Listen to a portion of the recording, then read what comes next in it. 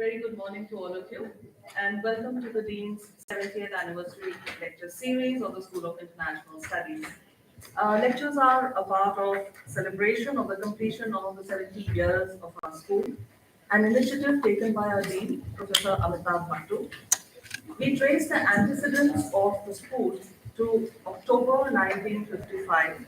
That is when the Indian School of International Studies had come into being at Sapru House. And this is even before JNU came into being or was established in 1970. We have had 7 lectures so far on international studies, discussions on Nobel Prize in economics, international law, on India's development and its foreign policy. The last one was on China's foreign policy, and it was delivered by a Japanese from Tokyo. So we are very pleased to welcome today Professor Joseph Kéchichian, Senior Fellow of King Faisal Center for Research in Islamic Studies in Riyadh, and the CEO of Kéchichian Associates, a consulting firm that analyzes the Gulf region, the domestic and regional concerns. He will be speaking to us on West Asia under the second Trump administration. Perfect timing, Professor. With Trump taking oath, just taking oath, and he's being sworn in. And also the fact that this has been one of the key issues that has been troubling the previous US administration. Before we begin, I request Professor Amitabh Bhattu to please felicitate our guest. Thank you so much. Thank you. Thank you very much. And I request Professor Amitabh Bhattu to take over and preside the lecture. Thank you, Professor Preeti Singh, the convener of the Dean's 70th year lecture series, as well as the brand custodian of the school, distinguished faculty members, guests, students, ladies and gentlemen.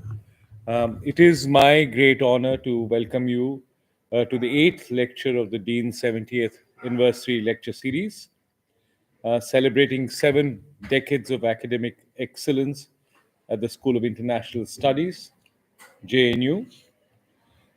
This milestone is not just a reflection of our past achievements, but also a testament to our ongoing commitment to the study of international affairs through a critical and diverse lens. Over these remarkable 70 years, SIS has established itself as a leading global institution for the exploration of international relations, characterized by a theoretical conceptual framework that challenges conventional wisdom. Sir, our school has engaged deeply with the necessity of building non-Western approaches to IR, fostering a nuanced understanding of the regions that shape our world today. Among these regions, the study of West Asia has always been part of our intellectual repertoire and has led to rich and diverse scholarship. When I was a student, this center was known as the West Asia and North Africa Center, now more simply as the West Asia Center. It was a cornerstone of our academic community of School of International Studies.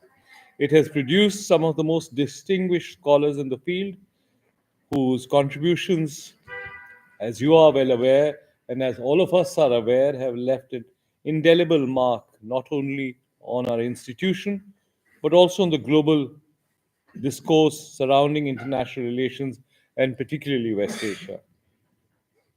Let me take this opportunity to fondly remembering some of these stalwarts: the towering figure of Professor Muhammad Shafi Agwani, who not only served as Vice Chancellor of JNU, but also authored pivotal works, such as one curious work on Professor Kumaraswamy, you will remember, Communism in the Arab East. His insights continue to resonate with scholars and practitioners alike. We also honor the legacy of Professor Akil Haider Hassan Abidi, whose legendary expertise on Iranian and Persian civilizations and whose knowledge of Persian provided us with profound insights into the complexities of the region. We also would like to remember the contribution of the great Rajput scholar K.R. Singh, whose strategic perspectives in the Gulf region were unparalleled and who served also later on as a as a KPS Menon scholar in residence in Mahatma Gandhi University in Kerala, and his K.R. Singh's understanding continues to inform our understanding of the geopolitical dynamics of West Asia. Today, ladies and gentlemen, we are privileged to host a lecture by Professor Joseph Kéchichian, whose insights are particularly timely given the current developments, as Professor Preeti Singh said, in West Asia and the implication of Donald Trump's presidency, the inauguration of which many of us saw late last night. Professor Kéchichian is a senior fellow at the King Faisal Center for Research and in Islamic Studies in Riyadh, Saudi Arabia, where he works on Arabian and the Gulf affairs, Arab foreign policy, and regional security. His academic journey began with a PhD from the University of Virginia. After a master's from the Monterey Institute, he has held several prestigious positions, including at the University of Virginia, University of California in Berkeley or Los Angeles. He was a Hoover Fellow at Stanford and an associate political scientist at the Rand Corporation. He also served as the honorary consulate of the Sultanate of Oman in Los Angeles. His illustrious career over the years has included a wide array of roles, including serving as associate editor of the Oxford Encyclopedia of Islam and a columnist for Gulf News. He has a large number of publications to his credit. His works include A Sultanate That Endures, Oman in the World from Qaboos bin Said to Hatim bin Tariq, the nationalist Al Saud advisor Yusuf Yassin of Saudi Arabia, from alliance to union, challenging facing Gulf Cooperation Council states in the 21st century. He has been recognized for his uh, contributions with several awards, a number of academic accolades, including the Lifetime Achievement Award from the Society of Armenian Studies in 2019. Today, as we navigate the intricacies of the web of conflicts that define West Asia, we will greatly benefit from this lecture. The conflicts in West Asia, as we are aware, are deeply entrenched, stemming from a multitude of factors, including, but not only, territorial disputes, sectarian divisions, and the influence of external powers. The Trump effect, as he himself described it, is already showing signs of being translated into the ground with perhaps a permanent ceasefire in the works on Gaza. But we will have to see what will be its implications beyond the Israel-Palestine conflict, to the breakdown with Iran, coupled with the civil war in Syria, the conflict in Yemen and Lebanon.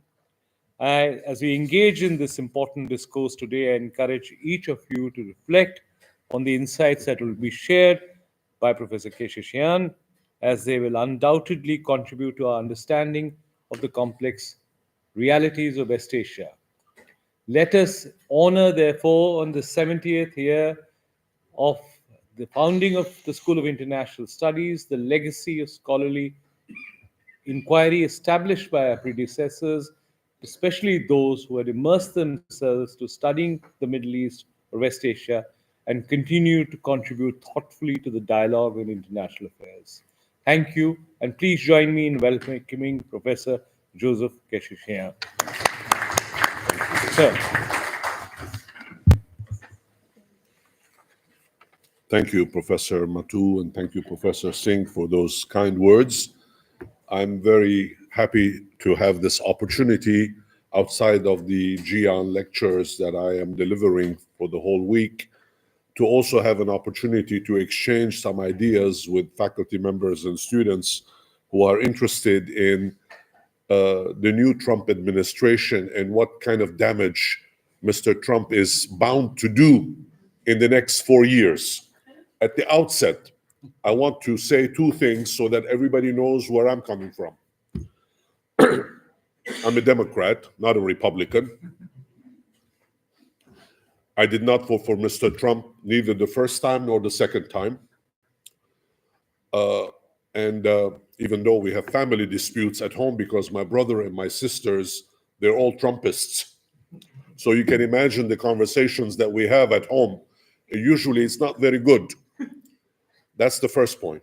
The second point that I want to make is that 4 years will pass by very quickly. So rendezvous in 4 years. Now, the question is what kind of damage this man is going to do for the next 4 years. And he is bound to make some serious damage. We'll talk about it. Yesterday, as Professor Matu was saying, the circus is back in town. The show has started. And we now are going to be the bestest of the best, the most beautiful of the most beautiful, the greatest of the greatest. We're going to invade Panama. We're going to invade Greenland. We're going to invade maybe India. Why not? We'll come and take over, because you've not been fair. So it's ours. We'll take it. And this kind of mentality, obviously, is bound to create problems because a lot of people around the world are going to react in a very different way. Now, I'm going to concentrate on what I think will be Trump's Middle East policy this time around. When we refer to Trump in the first administration, when he was the 45th president, that's T1. T1. Now it's T2. So when I make references to T2, I'm talking about the next few years. So far, at least, it's really unclear to me how the new administration intends to deal with the conflicts of the Middle East and whether it will contribute to stabilizing the region. Now, what I'd like to do is talk for about 20 minutes, 25 minutes, not more than that, and then open it up for conversation so that we can exchange ideas. This is not a formal lecture. It's more, I will throw a few ideas for you, and then we will talk about them. Given the hardliners in Trump's inner circle, it's conceivable that Washington will adopt a much more confrontational stance towards Iran. Iran is target number one, as far as I can tell. Indeed, the president-elect, now the president, took what was already a tougher line with Tehran during his first term in office by revoking the nuclear agreement, the so-called JCPOA, if you remember. Initially, this policy complemented the interests of Saudi Arabia and the other Gulf countries, which obviously were very much afraid of Iran as a potential nuclear neighbor. However, after Iran's allies had carried out a drone and missile attack on Saudi oil facilities in September 2019 on the Abqaiq oil fields, which temporarily had almost lost 25% of Saudi oil production after that one attack, Riyadh changed course. The attack clearly demonstrated the kingdom's vulnerability, not least because the United States, as protecting power, refrained from responding direct military response towards Iran. Since then, the Gulf countries in general have pursued good relations with Iran, but as we have seen in the past several months, things have changed throughout the Middle East region. Iran and Russia have lost in Syria, they've lost in Lebanon, they've lost with the Palestinians, with Hamas, and they probably are going to lose with both Iraq and Iran in the next term. Now, Trump's plans with regard to the Israeli-Palestinian conflict specifically, I think, could also create problems with the Gulf countries.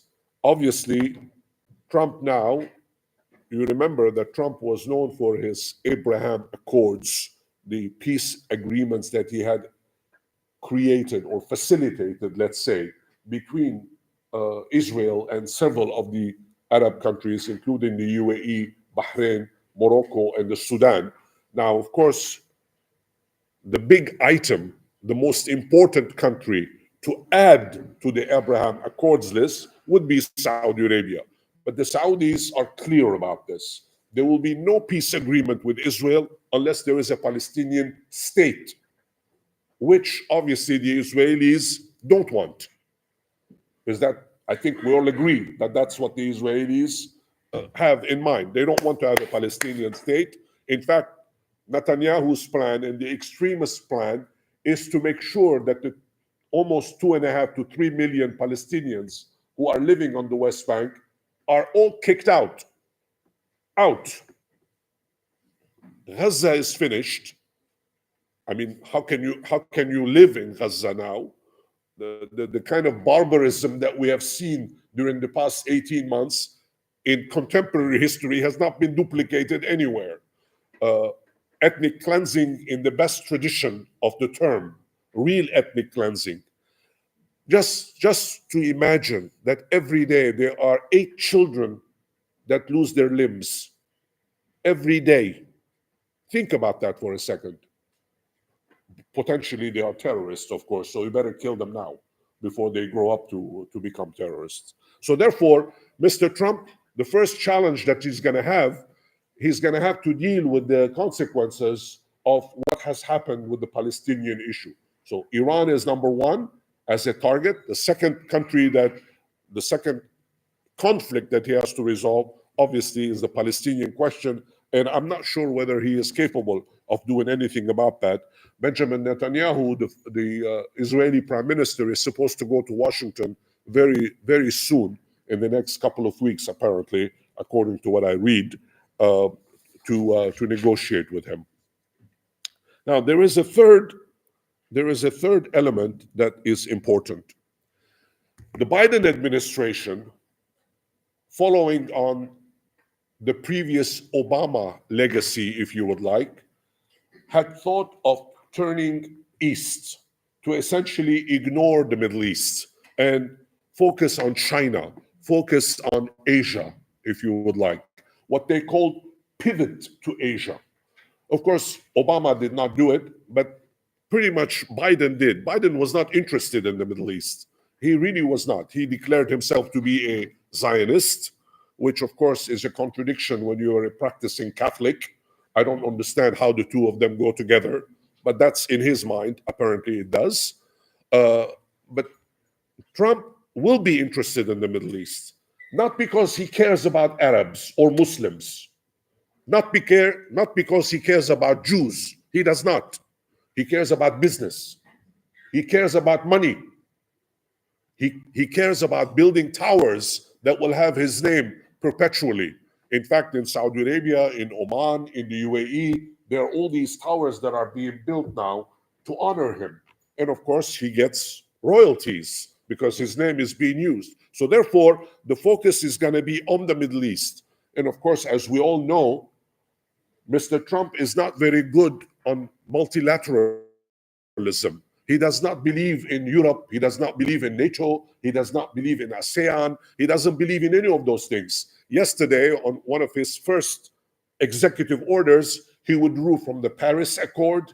He's apparently going to withdraw from the World Health Organization. Remember, the World Health Organization was not fair to him during the COVID-19,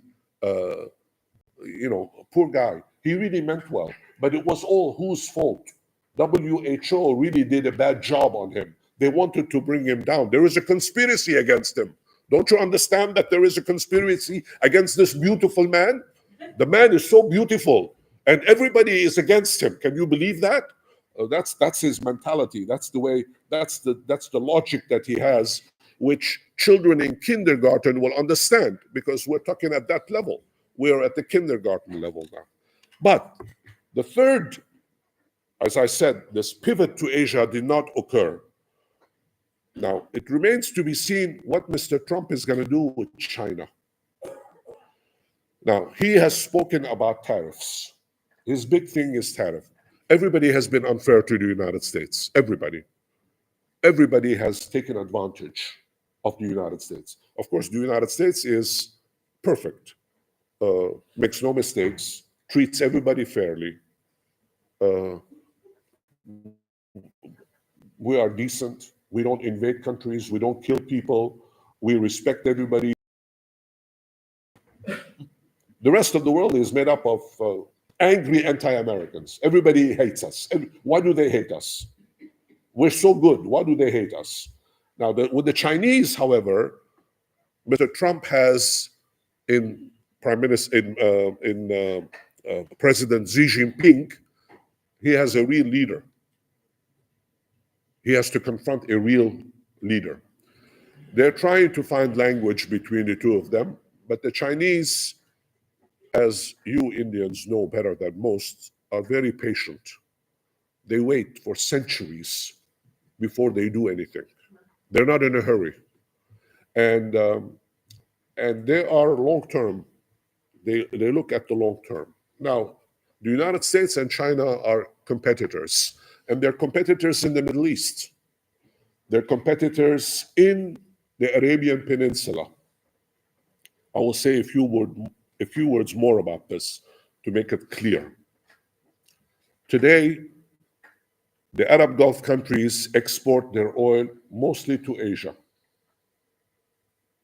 China is the number one importer, number one.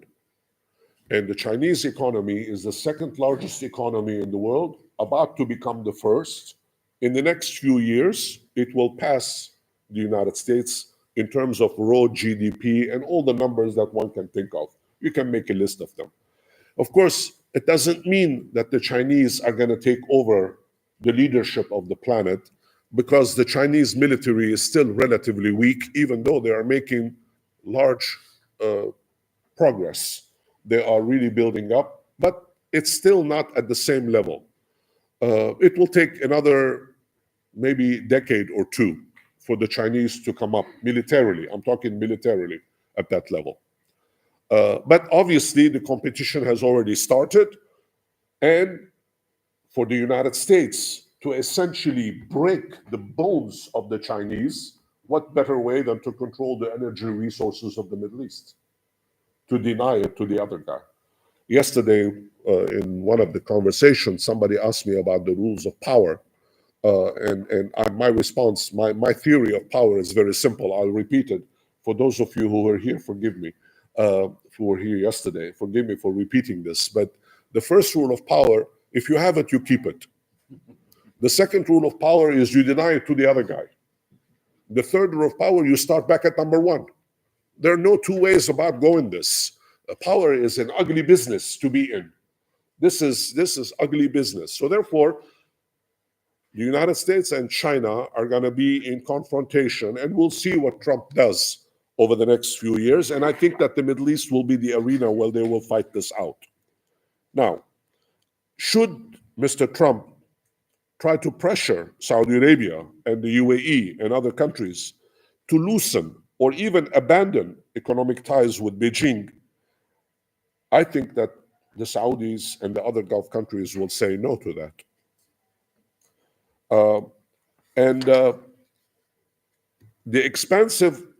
Trump will also plan to have an expansive oil policy, oil and gas production, another burden that will be placed on the Gulf countries, simply because the same logic applies as well for him, for Trump, who is anti-European, even though he is from German descent. He wants to break NATO. He does not believe in NATO. At one point, he threatened to withdraw from NATO. But now, of the war in Ukraine, that's the question that everybody is asking. What is he going to do about Ukraine? Will he pull out of Ukraine? Will he allow Russians to win the war? As I'm sure all of you are following, the war is not going very well for either side, for either the Russians or the Ukrainians. This is a stalemate, World War I style war that's going on. Eventually, the war will end. Somebody will have to stop this nonsense that's going on. Already, several 100,000 people have been killed. But can Trump lose Ukraine? That's a good question that people ask. You see, what happens when you become a president of the United States from day one? This is day one. Of course, he promised that within 24 hours he would solve the Ukraine problem. I'm waiting until tomorrow because 24 hours will pass to see whether the war in Ukraine is finished. Chances are that he will not be able to live up to his promise, but you know, it depends what God decides to do with him, because he said God appointed him as president of the United States. God saved him to become president. So any leader that has a direct telephone conversation with the Lord, that's a problem. That's a real problem, because you and I don't have that kind of conversation. You know, the Lord doesn't talk to me, or sometimes talks to me, but I don't listen. I'm a poor listener. But apparently with him, it's different matter. So therefore, we'll see what he's gonna do with Ukraine, whether or not he'll be able to manage this. Again, the same logic with China, namely that this is his opportunity to control the European countries as much as possible. This is, in my humble opinion, the only victory of the Biden administration. The only victory that Biden scored was to actually regain full control over Europe. The Europeans now they cannot function, even though they should. They should become independent. They should spend more money to defend themselves. They should defend Ukraine, and they are going to do this.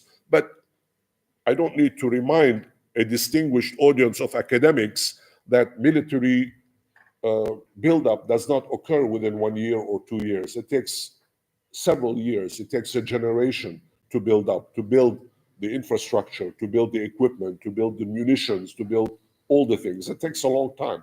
If the Europeans decided, for example, today to start, as the Germans have allocated approximately $100 billion for the next 20 years or so to build their military, if they start today, apparently they've started, it will take at least 10 years for them to be up to par. Meanwhile, what happens to Ukraine is a big issue. So Trump will have to make a decision on that, whether or not he's going to end this war and on whose terms.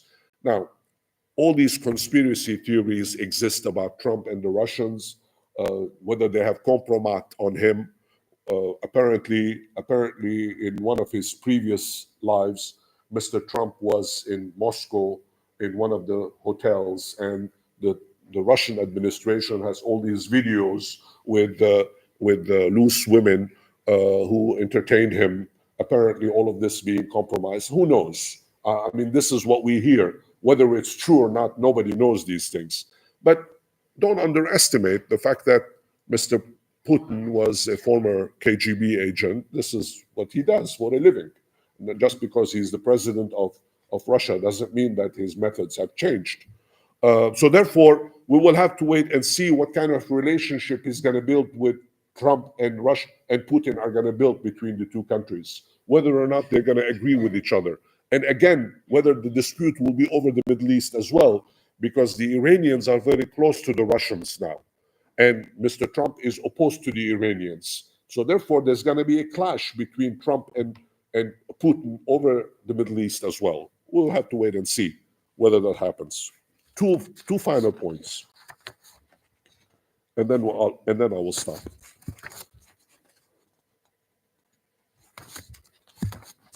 Yeah. I was reading this article written by Muhammad Barhouma, a journalist, a prominent journalist, a few months ago, and these are the following points that he raised, which I will. There are 4 points that he raised, which I will throw in front of you, and then we can talk about it. What is Mr. Trump going to do in the Middle East? The first thing he's going to probably do is to expand the Abraham Accords. The Abraham Accords will have to be improved upon. And as I said, Saudi Arabia is on top of that list. Will Saudi Arabia join the Abraham Accords? If I'm a betting person, and I'm going to go on the line here in front of all of you, you're going to be my witnesses. And when I'm wrong, remind me that I'm wrong. Saudi Arabia is not going to join the Abraham Accords. Mohammed bin Salman is not going to sign on the dotted line. Unless there is a Palestinian state, there will be no recognition from Israel, from Saudi Arabia of Israel. That's number one. Number two, will Mr. Trump reach a deal on Iran? Will, of course, successive American presidents have always said that they will not allow Iran to become a nuclear power. I'm going to go so on the line here in front of all of you. Remind me when I'm wrong. Iran will become a nuclear power. Iran will become a nuclear power. And this is going to create problems down the line. Will the West to become a nuclear power? The hardliners on both sides are going to try to push strings as much as possible, and Mr. Netanyahu in Israel is going to do everything in his power to push the United States into a war against Iran. Mr. Trump says he doesn't want wars. He's a man of peace. He loves peace. It's beautiful. Peace is beautiful for him. The best of the bestest. That's the term he uses, even though it's not English, but that's the term he uses. Settling the Ukraine war. Will he be able to settle the Ukraine war on top of the Arab Gulf countries? And final point that Mr. Barhuma revises is that he wants to revive the US economy and counter China, as I have said, with all these tariffs that are now in preparation. Now, of course, what I did not say, and I will close with this, what I did not say is that Mr. Trump, in his wisdom, wants to include Canada of all countries as part of the United States. Now think about that for a second. Canada is a neighboring country of the United States. It is the largest, the longest unprotected border between any two countries on this planet. You can actually walk from the United States to Canada if you want to. A lot of people do. And Canada is not part of the United States. But let's assume for a second that Canada becomes the 51st state of the United States, right? Let's assume for a second. I got news for Mr. Trump. It will become the most powerful state in the Union. Canada is not a small country. It's a huge country with huge resources. He complains that they're importing cars and milk. He's big on milk. I don't know. For some reason, he does not like milk, and especially Canadian milk. He does not want Canadian milk. Our cows are more beautiful. So he wants our cows to produce, our beautiful cows must produce our milk. He does not want any. Now, of course, we're joking about this, but it's not a joke. It's very serious business. And Middle Easterners in general, unfortunately, like people around the world, have fallen for this man. A lot of people have fallen for this man. They're mesmerized by him because he's a good talker. And he can persuade a lot of people very easily. In the Middle East, there will be problems. In T2, T2 will not be like T1 in the Arab world, in the Muslim world. There will be lots of problems. Muslims forget, unfortunately, I remind them this, but they forget that T1 had a ban on Muslims entering the United States for about a year. If you were a Muslim, you could not even enter the United States without showing a white paw. It was awful. In fact, most Middle Eastern students who are registered right now in the United States received a couple of weeks ago, before the election yesterday, before the inauguration yesterday, received notes saying, make sure to come to the country before election date, because you don't know what's going to happen. You don't know whether you will be allowed back in. So therefore, I think that Middle East in general will be in a period of tension for the next 4 years. But as I've said at the beginning, and I will stop here, 4 years will pass by quickly.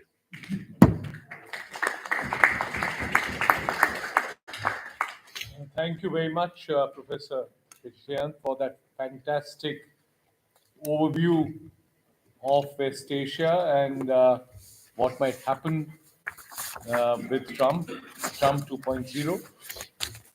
Let me begin by being, in this case, the devil's advocate or Trump's 2.0's advocate. I love the devil. Go ahead. One, 4 years might seem like 40 years. Will be maybe the longest 4 years that you've experienced. But let me fundamentally question the underlying assumption that the leaders of West Asia will have greater agency during Trump 2.0. And so let me also begin with the assumptions of questioning the assumption that Trump will be subject to blackmail. A convicted felon who has been alleged to have committed rape and crimes of other uh, serious nature, there's very little that any country, including the United States, can do to him or Trump 2.0 to blackmail him. More pictures, more videos, more evidence. It's not going to bother him. It's not going to bother his electorate. I don't think Putin digging into his past is going to impact on Trump's ability or his space within the American system, which is really, given the fact that he may well control, is controlling the Republican Party, but control, frankly, all the three arms of government, including the Supreme Court, through many of the justices that he appointed last time, means he may be the most powerful president in the history of the United States, at least in the last 100 years, or at least since Ronald Reagan. Second, all these leaders of the that you give examples of, MBS probably has more to hide than Trump, and how much agency he will have to really not sign on to the Abraham Accords, even if it doesn't guarantee a Palestinian state. We'll have to wait and see. I frankly see MBS is much more fragile, and given his reformist, modernist impulses, I would suspect that he will probably do as he's told. The fact that you had a limited hostage exchange suggests that Bibi Netanyahu probably has also less agency. Then, in terms of Iran, you have a reformist, Masood, what's his name? Yeah.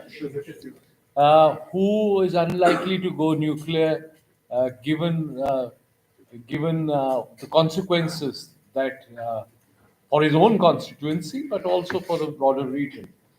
Uh, Frankly, I do not see. I see Trump, given his portrayal, not just his portrayal, his ability to act like a madman, which is the Trump impact, which is to suggest that I can do what you think may be irrational or what you think I will not be moderated. I will do exactly as I please and I will demonstrate that I will do it.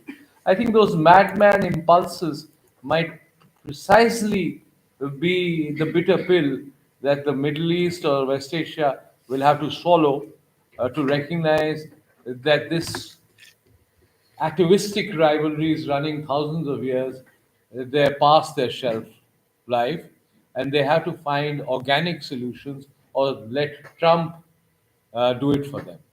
I am being the devil's advocate, as I said. I am ready to be challenged, which I am sure I will be. Professor Kumaraswamy, would you like to begin by challenging both the speaker and the chair? Okay, let me open it up and please be as provocative as Jane has taught you to be. Yes, sir. Yeah, get a mic if you can. There's a roving mic somewhere. Speak into the mic because you're being recorded and identify yourself. Thank you, sir, for the amazing lecture.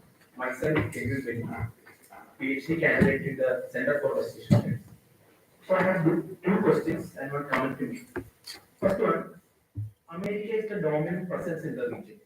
In security-wise, we can see the center command and many US military bases around. So as far I understand, in the recent years, by the formation of bodies like I2UT, India, Israel, US, UAE, America is trying to subcontract the security matters to its perceived regional partners like Israel, India, UAE. So first question is that what will be the attitude of Trump administration towards I2UT? Second one, Saudi Arabia is a dominant player in the region. And in the last year, I came to know that an agreement is being negotiated between Saudi Arabia and America, which is the Strategic Alliance Agreement, SAA, which involves high-level American protection to Saudi Arabia and assistance in civilian nuclear projects in return for Saudi's close alliance with America. So what will be the status of SAA under Trump administration? And lastly, a comment to make. You said about the Trump's compromise issue. Of course, it's a national security issue for America. But in American political context, I think, as per my limited knowledge, I came to know that the Biden's son, Hunter Biden, has a controversy in Ukraine. It's one gas deal, as well as his laptop has some secret, another compromise. So, do you think Trump has a special some fault, or Biden also have that? His son is a big business for US national security. I mean, Biden has forgiven all his family members now. Would you like to take a few questions? It's up to you. Yeah. It's the way you like. We'll take a few questions and come back to the distinguished speaker. Yes, Manish. Where's the Manish Taradi? Let me in fact go a step ahead and in fact play not the devil's advocate with the devil.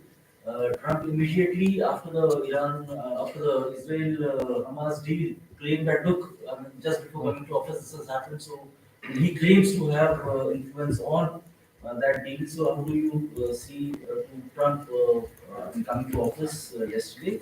The second question, sir, can you identify areas of convergence between obviously Saudi Arabia and Trump 2.0?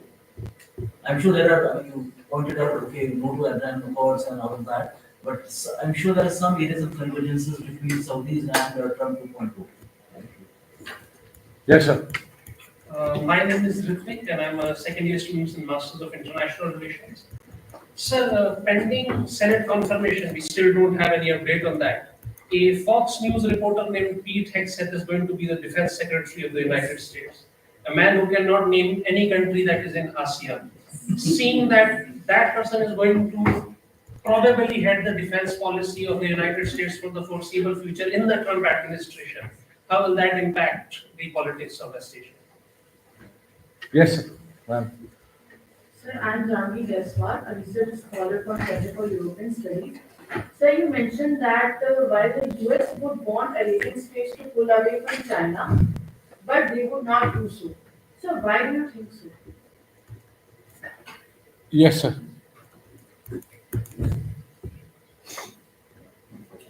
So myself, Arun Kalam, PhD candidate at the Center for West Asian Studies. So my question is, United States have the policy towards Israel, and they also have the policy towards the Israel-Palestinian conflict. Does they have any policy towards the Palestinians, whether it's Trump, Obama, or any administration? And the second question is regarding the normalization between Israel and the Saudi Arabia.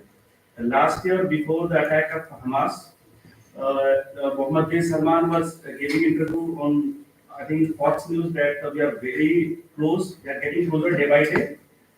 So, how can you elaborate more? As you said that he will not sign the agreement until unless the Palestinians will be declared. Thank you. Okay, let me try to answer some of these questions. Obviously, we're talking about the next 4 years could be, as you said, very long. But there are only 24 hours in a day. And Mr. Trump can make so many mistakes in 24 hours. And he will make a lot of them. I am pretty confident, based on what T1 is as a model. All of a sudden, people expect Mr. Trump to change and be different from what he was during the first term. I remind you that this man is relatively advanced in age. And you don't teach an old dog new tricks. I'm not saying he is an old or dog. He is the president of the United States now. He has a lot of power. And even though the United States is a country of institutions, nevertheless, the rest of the world has got to deal with this man because of what he represents. He is the president of the most powerful country on earth for the time being. Now, you're right when you say that he has appointed all these people at the Supreme Court. He can get away with a lot of his desires in the cabinet, appointing people, whether they are qualified or not, like Mr. Hegseth and others. They're not qualified, of course. But remember, in the first administration, they were not qualified either. And even at that time, the first Secretary of State in T1 was the former chairman of Exxon Corporation, Mr. Tillerson. And remember what the word that he used to refer to Mr. Trump. He used the F word to refer to the President of the United States. And he said, the F moron. I mean, this is the former Secretary of State of the United States who spoke that way. And the former Secretary of Defense, General Mattis, essentially resigned because he couldn't get along with T1 at that time. Whether the new team, even if he is backed by the Supreme Court, and even the Congress of the United States now is beholden to him, all the senators and all the congressmen are like lapdog, candidates trying to ingratiate themselves to him. All of these people, see, in politics, the beauty of politics is that politicians are ready to change at any moment's notice. The beauty of politicians is that they have no principles. Politicians have no principles. They will change when it's convenient. And of course, we're talking about 4 years, but the test will come in 2, because there are midterm elections. As you know, the American system, every 2 years, the House of Representatives in its entirety submits to new elections, and a third of the Senate submits to elections as well. So therefore, the test will come in 2 years. So the next 2 years are going to be tight. Now, who knows what's going to happen between now and the next 2 years? Maybe COVID-20 will come. 24 or 25. Who knows what's going to happen? Who knows what kind of crisis is going to emerge someplace around the world? Who knows what's going to happen to the Ukraine war, whether the war is going to expand in Europe, whether Mr. Putin is going to take advantage of the fact that he has an indecisive president in Washington, D.C., and God forbid, I am not predicting or anticipating this, but I am thinking the worst case scenario. What if, for example, Russia invades Finland? Finland now is part of NATO, which means that World War III could be on the verge, because NATO has to defend all of its members under Article 5. So therefore, even though he is happy at home, he is now able to do whatever he wants. I think his focus is all over the place. He himself is not clear as to what is it that he wants, what he wants to accomplish. And presidents, from the moment that they enter the White House, they think of their legacy. They think of their legacy. They're going to build a museum. Those of you who've been to the United States and visited presidential museums know what I'm talking about.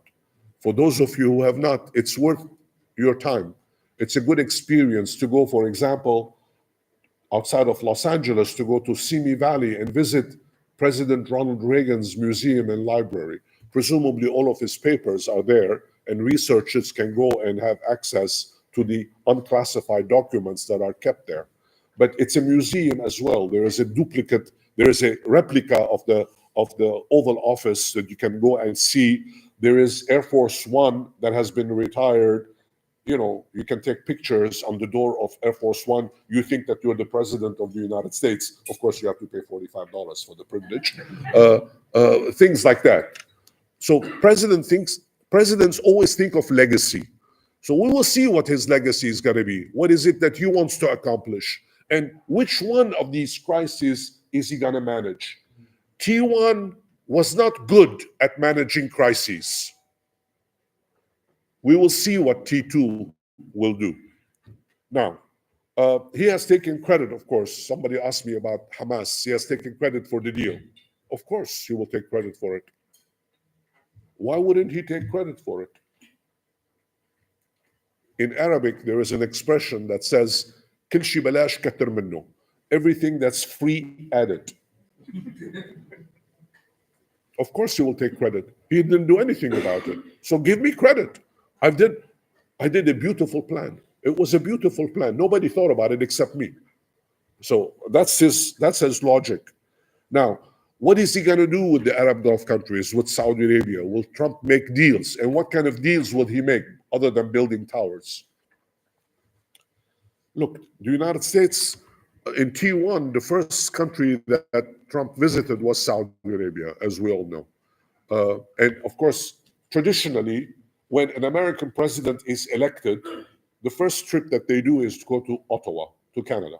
But obviously, we're not going to go to the boondocks of Ottawa because it belongs to us. So why would we go to our own home, right? We're going to invade Canada. And the reverse is also true. Every time there is a new prime minister in Canada, the first place that they go is to visit Washington, D.C. It's been going on for a couple of hundred years, but things have changed now. What is he going to do with Mohammed bin Salman? I'm not sure who said it, but Mohammed bin Salman is a pragmatic man. He will have to make deals. He will have to make deals, no question about that. But I would venture, and I'm on record here. This is being recorded, right? I'm being on record here. You correct me when I'm wrong. Tell me, Joe Kéchichian, you don't know what you're talking about. I've been told that before. It's not new.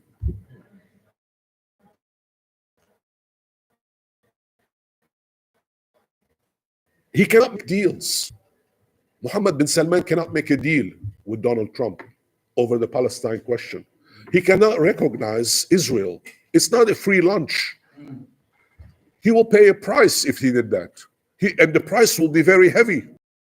Saudi Arabia is not ready for that. And Mohammed bin Salman is first and foremost a Saudi. And he wants to make sure that the interests of Saudi Arabia come first. The same can be said about Mohammed bin Zayed in Abu Dhabi. The same can be said about Sultan Haytham bin Tariq in Oman. And you go down the list of all these individuals. And why would they make a deal if they cannot get something back? And remember, as I've said before, Arab Gulf countries now have a variety of options available to them. Their relationships with the rest of the world, their relationship with China, their relationship with India, their relationship with European powers. They are spreading their wings wide so that they're not beholden to any one country. It's true that the United States is still primus inter pares. It is still the most powerful defender. It is still the military backbone that defends this country, Saudi Arabia and the UAE and the others. But there are other options available. So time will tell. We will see what will happen. But I'm not one of those individuals that says Mohammed bin Salman is going to go crawling to Donald Trump and say, whatever you want, I'm available. Just tell me where to sign. Where is the dotted line? He's not going to do that. In my view, he's not going to do that. About the cabinets and the competences and all that. You know, there are only 9 cabinet officers in the United States government, only 9. But the president and his team, they appoint about 1,400 something. I don't know the exact number, but they appoint about 1,400 officers in the government, from State, Deputy Assistant Secretary for Policy, for Defense, etc. It's a huge list. And obviously, he's going to bring his own people. But in a bureaucracy like the United States government, where you have a few million people that work in the government, 1,400 people are not going to make a difference. Plus, there is a we did not talk about this, but I want to raise it for your consideration. And I want you to give this some real serious thought about the role of the media and what the journalists are going to do in the next 2 to 4 years. Now, the media, they love Trump because he's controversial. And people watch television, people buy newspapers to find out about his latest idiosyncrasies, because that's so palpable. You know, they can enjoy the show. It's a show. Now remember, I don't need to remind you that Mr. Trump, before he ran for president the first time, had a very popular television show, right? The Apprentice, right? And was it The Apprentice? Yeah. He's a Hollywood product, and the media loves that. Now, having said this, he also had confrontation with leading stars of the media. And when I say leading stars of the media, now, even though Mr. Trump is a pseudo-billionaire, he pretends he has a lot of money, although he has a lot of debt. He doesn't have any money. But he has his name, and he markets his name. His debt, of course, he's a convicted felon, as you've said. And a convicted felon is somebody not to look up to, as far as I'm concerned. But nevertheless, the media will applaud him. The media will find him to be very sexy and very interesting and very appealing. Some of these media stars on Fox News, on ABC, their salaries are astronomical. Sean Hannity makes $10 million a year. He has his private jet. He moves around. He's wealthier than Donald Trump. Elon Musk and Zuckerberg and Jeff Bezos and all these guys who were sitting yesterday in the dais behind him. You know, imagine where the level that we've sank to, where we have these pseudo nationalists who pretend to know something about the interests of the country. All of these people are manipulating the media, and everybody has a social media in their hands. Everybody has a smartphone in their hands, and everybody thinks that this is the future. And remember that Mr. Trump, T1, used to come down from the private offices, private home in the White House to the office at noon. He woke up in the morning and started watching TV and answering his phone and playing on Twitter and all that. He worked in the afternoon only. And from about 4 o'clock to 6 o'clock, he didn't bother the rest of the time. Most of the time, he was calling on the phone. He was telling stories to people, asking questions, and so on and so forth. I know I'm over time. No, not at all. One final point, and I will stop. So therefore, this media is going to play a very important role. We will have to wait and see. We will have to wait and see whether the media will tolerate in T2 what they tolerated in T1. If they play along with him for pure entertainment purposes and nothing else, the media will not have any pretension to do anything right. All they care about is the bottom line for them. Make no mistake about that. Then obviously we're going to have problems down the line. And to which I say, God help us. Thank you. That's fascinating.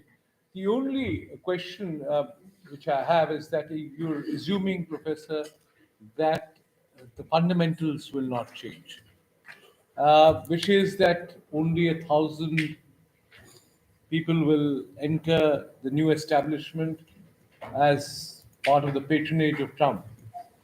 Not the fact that you may have Elon Musk and not Vivek Ramaswamy now, because he's going to run for governor of Ohio, that you have Musk demolish what now has become popularly described as the deep state, but the establishment. And secondly, remember also, if you're going to look at uh, Trump's campaign speeches, one of the speeches which the Democrats made a great deal about, but no one talks about, rightly so right now, is Trump said, get us to the White House on 4th of November and you will not need to elect us anymore. Suppose there's a fundamental change that you actually have the possibility of a third term for the presidency for Trump. Remember, in a facetious analogy, when you talk about T1, T2, T3, T1 is the slowest airport terminal in Delhi. T2 is slightly better. T3 when you can really fly.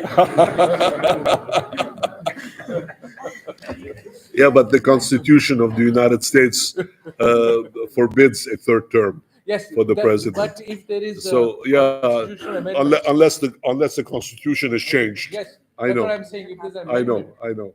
Professor Varun Sani. Thanks a lot. Great. Because I'm way back here, I'm sorry you can't see me. I can stand if you want. That's fine. Don't worry. I can hear you. Okay, as long as you can hear me, that's all. That's needed. Thanks a lot. This was a great talk. I'm Varun Sani. I think international politics here. One of the questions I wanted to ask, in fact, Dean has just asked you, which is about, in fact, a real kind of thinning out of the permanent,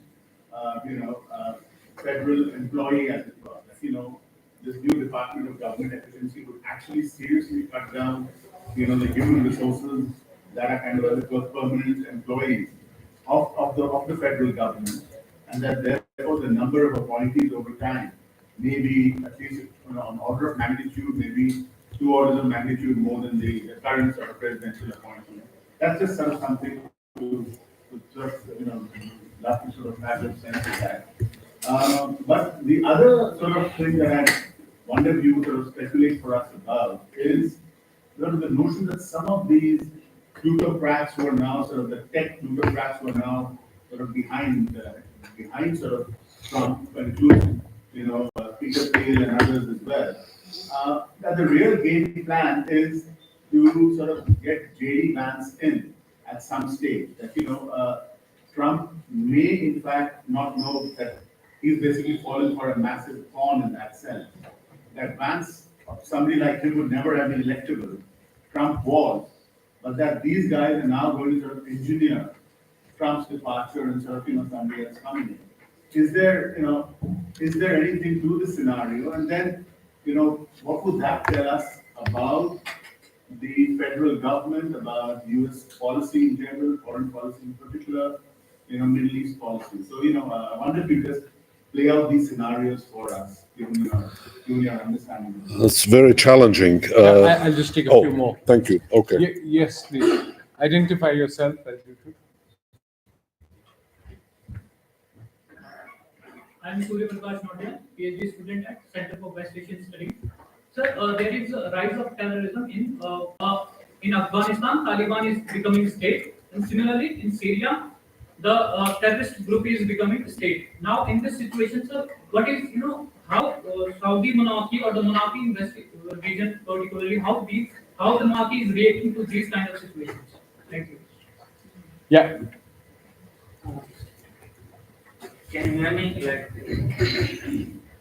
We want the reason we want you loud is so that you'll be captured on the audio of the camera.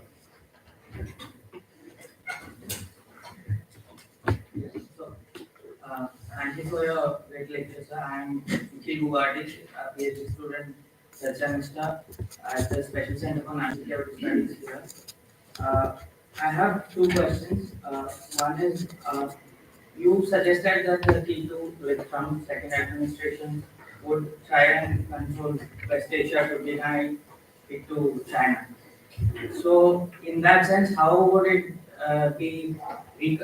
how would Saudi Arabia or their vision 2030 as or any other, it's not just for Saudi Arabia, like you suggested, it's for the larger Arabia as well.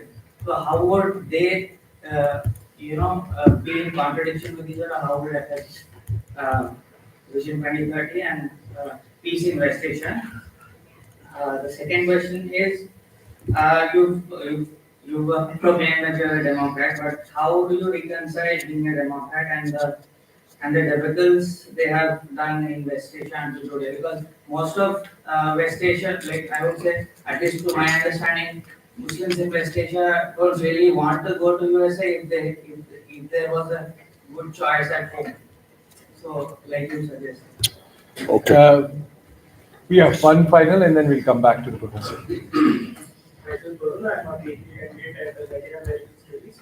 So, sir, in the T2 administration, it seems that it will be now Marco Rubio as the Secretary of Confirmation now. Confirmation, and Michael Watts as National Security Advisor. And both of these gentlemen has a long history as an expertise in Latin America and all. So, I wanted to ask you that if these gentlemen will play a role that it will shift the focus of US from US has a major history of focus on the Middle East and Europe, then they play a role that US will shift its focus from West Asia to Latin America. Thank you.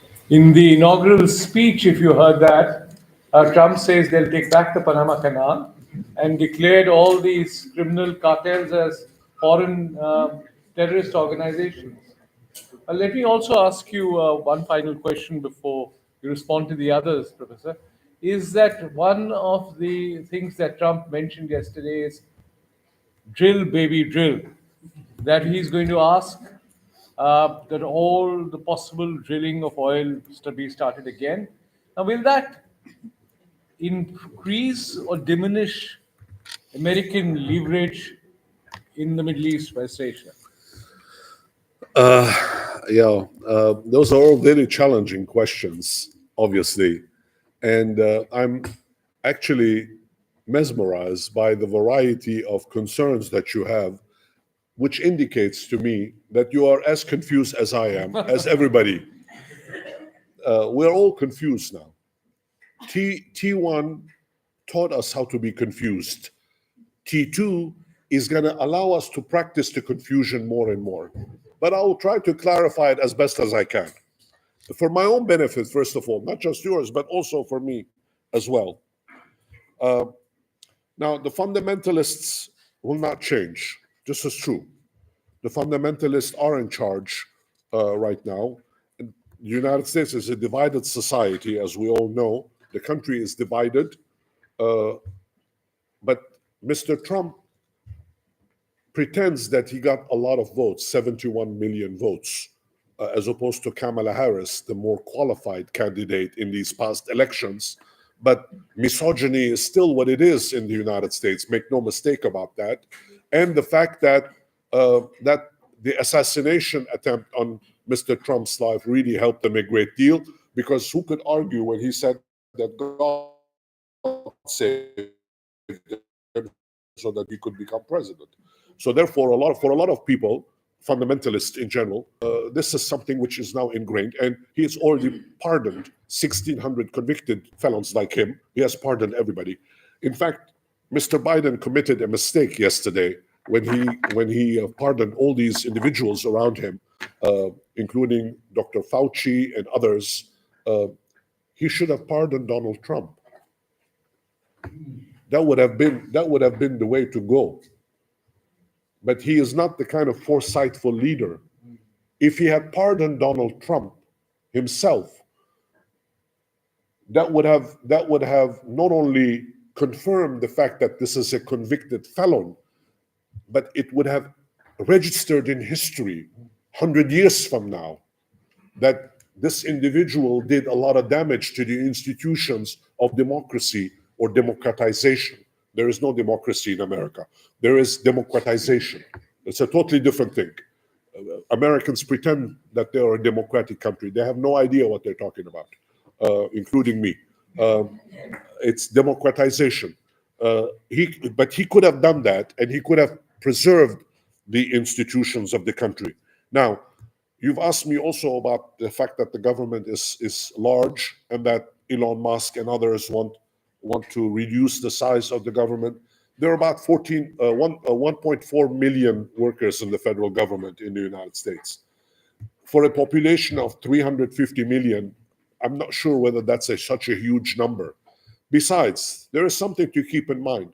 The President of the United States does not have the authority to spend a single dollar. The President of the United States does not control the budget of the country. That's the Congress's job. The Congress passes these laws, and therefore we will have to wait and see what happens in the Congress.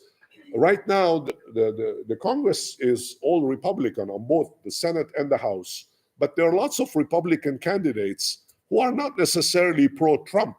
They are keeping their mouth shut now because of the changes that have taken place. We'll have to wait and see what happens. Don't assume that everybody wants to reduce the size of the government. One of the things that the president wants to do now is to eliminate the Department of Education. The entire Department of Education, he doesn't want it. We're already educated, so we don't need more education.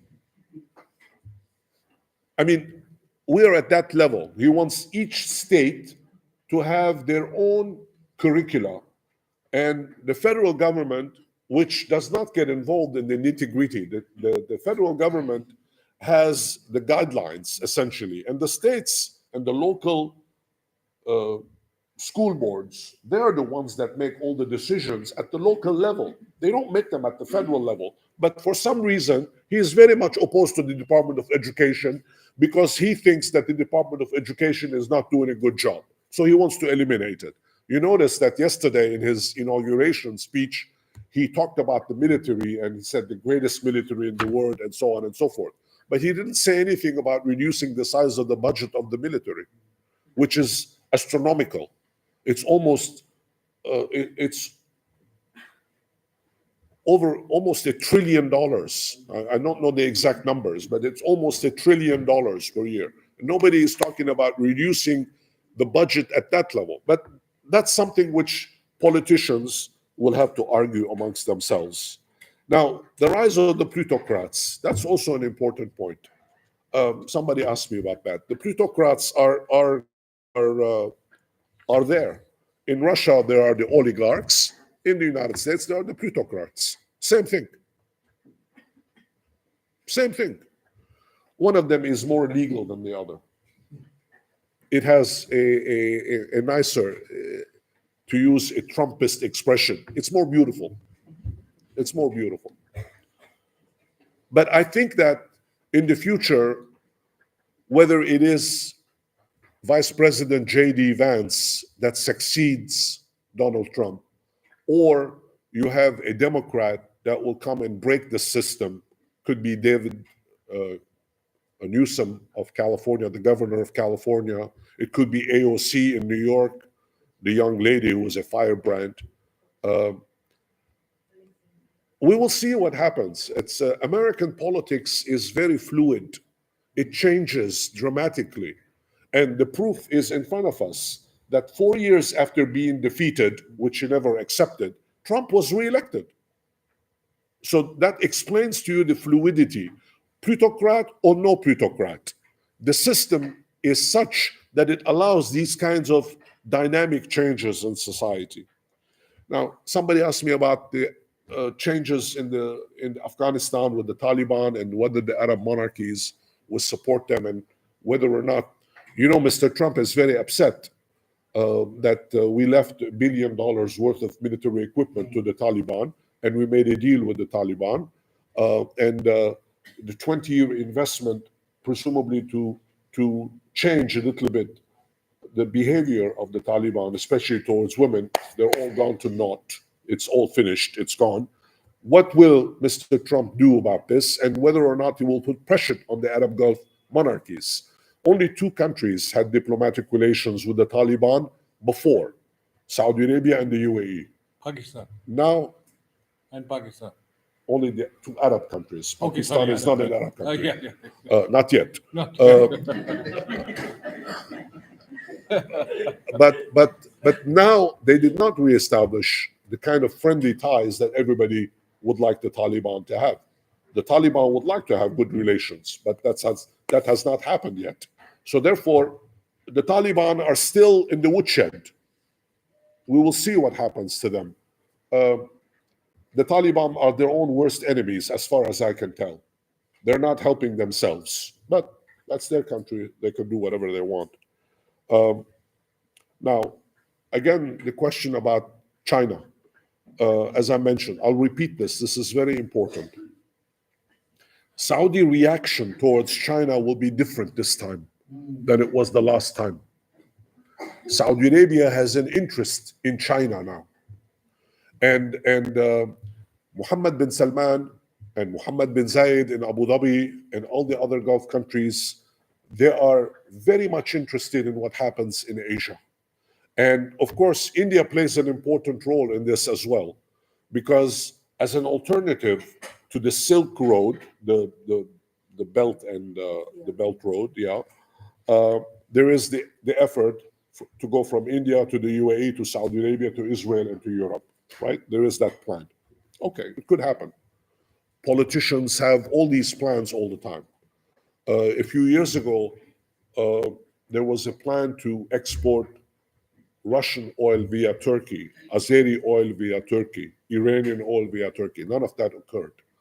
You know, there are lots of plans that are always thrown in front of people, and then we'll have to wait and see whether or not any of them materialize.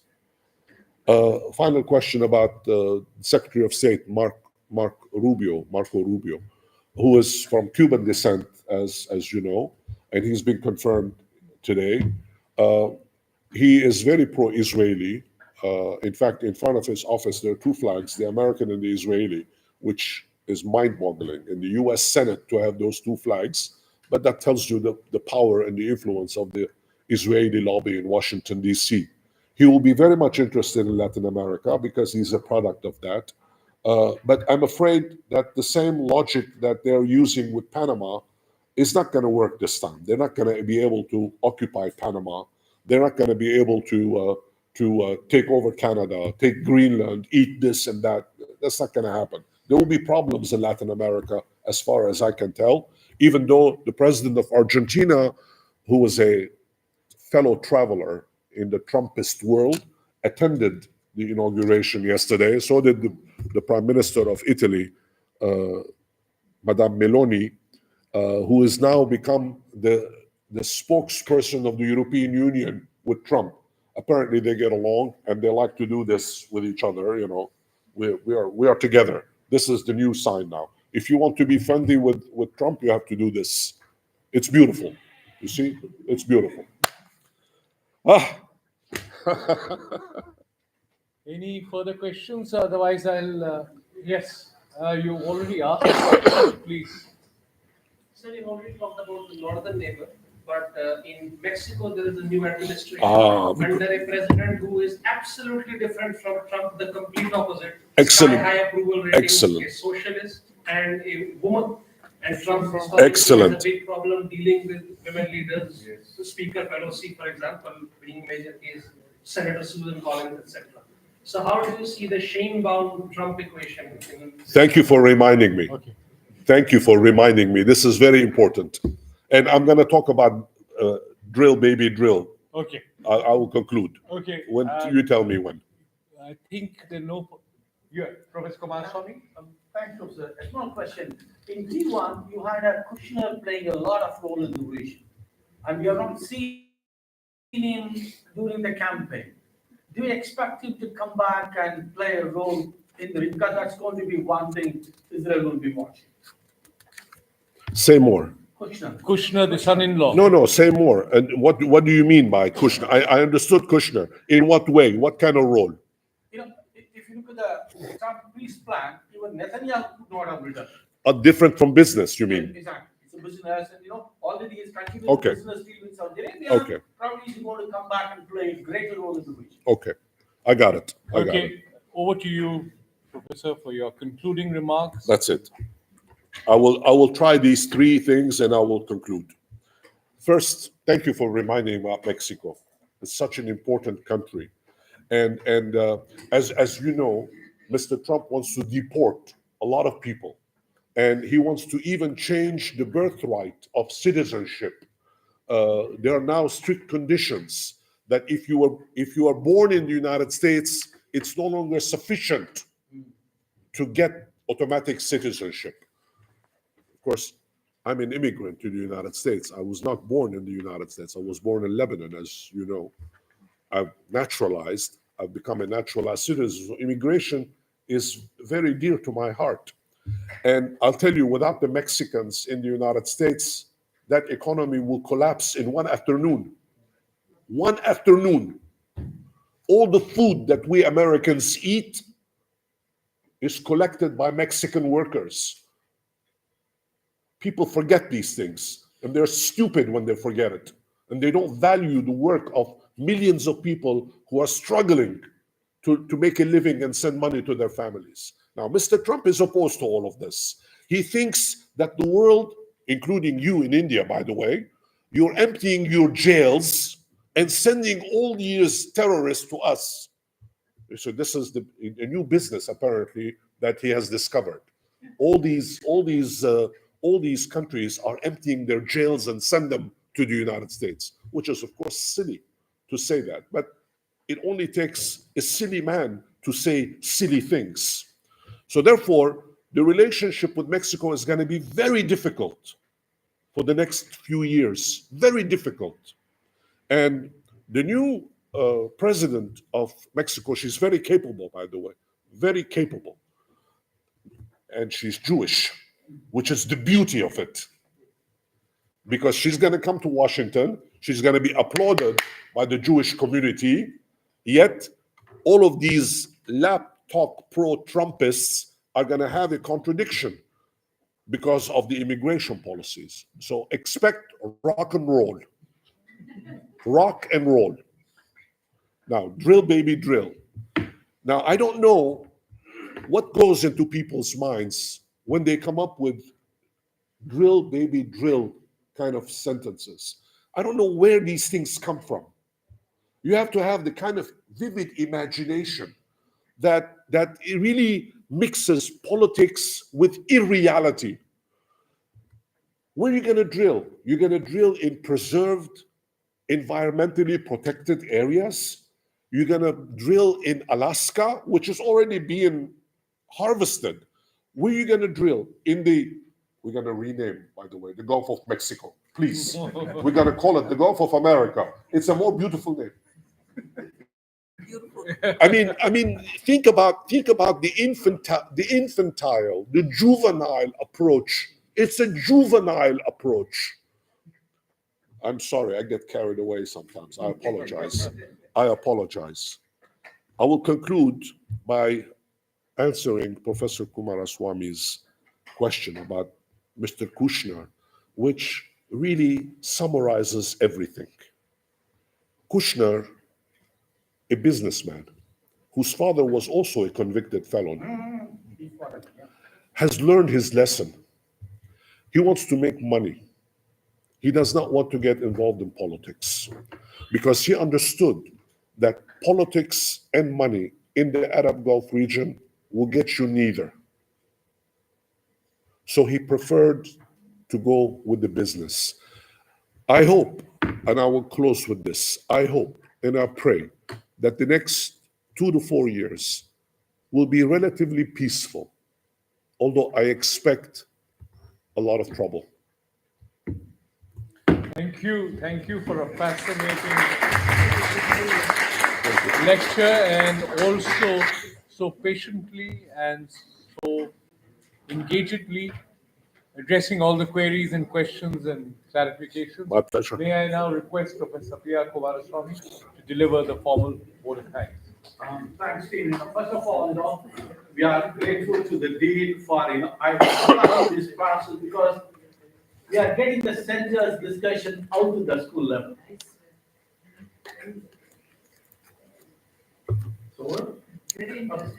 So therefore, this is, you are getting the center into the much larger thing, and this is the 8th lecture in the series, and first of all, it's a great initiative, and we will continue that in that level.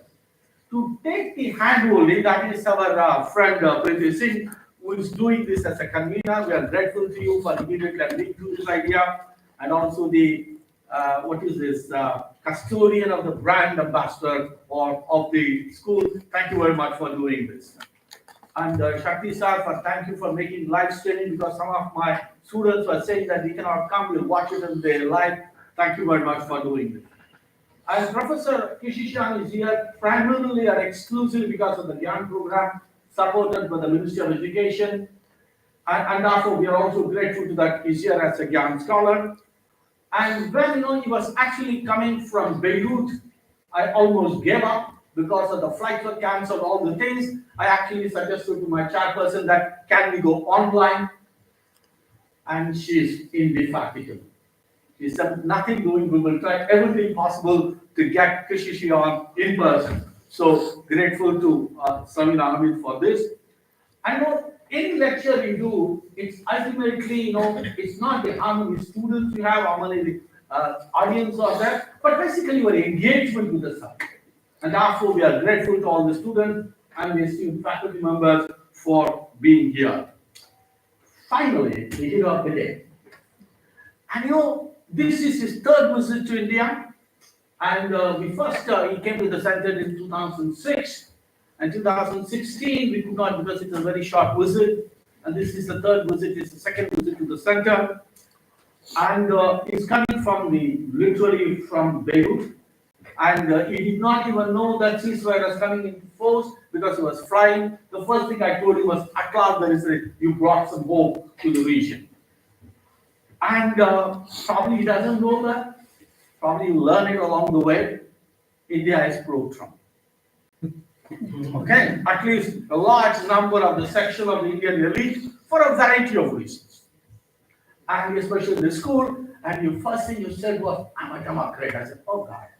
I thought you will leave. Okay, you really made a very exciting thing. This is for the discussion. And if you have seen that, presentations are always very short, a lot of things on the question and answer session. And I think, this is going to be a model for all of us. I know it's not only what you say, how you say it with humor, sense of sarcasm and fun. And it's in addition to what you are sharing of your knowledge, it's actually right from the oval. It's not even 24 hours. He's yet to sign all his presidential proclamations and degrees actually. As it's unfolding drama, you really captured us and you're given a sufficient warning to us. These are the things which you should want. And we are very delighted to have you here. Thank you. And it's especially at the school level, we're grateful that you have the time. In addition to your hectic GYAN lectures for almost 14 hours, you have to finish it by Friday, and we are extremely grateful to you. Thank you very much. Thank you very much. Thank you. Thank you. Thank you. Thank you. Thank you. Yeah, Kuldeep, I'll request you to please take a group photograph if people can move up. Should we remain seated? We'll keep sitting, and I think there'll be just. Oh, we'll sit. We'll sit, and there'll be people who will come back. Okay. We have a plutocrat and